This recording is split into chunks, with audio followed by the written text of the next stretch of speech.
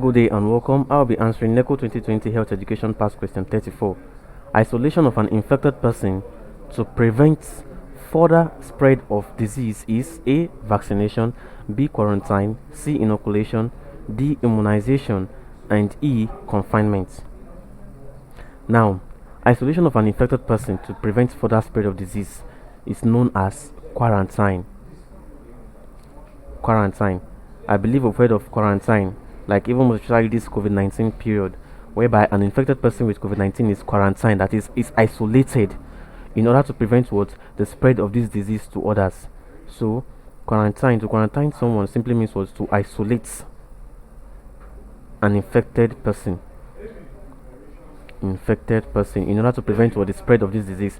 Now vaccination here simply refers to the act of giving vaccines. That's vaccination. Then inoculation here simply refers to what the act of introducing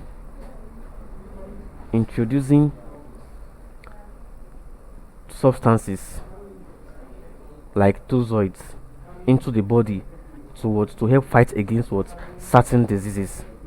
Then immunization here is the process of what vaccination. The act of giving vaccines is vaccination, but the process of vaccination is known as what immunization. Process of vaccination is known as immunization. Then confinement just simply means what to enclose, but confinement actually doesn't deal with what a health related case, but to quarantine means to isolate that infected person in order to prevent further spread of this disease. So therefore option B is the correct answer to this question, quarantine. Thank you and God bless you. Ensure to subscribe to the channel for more videos and past questions.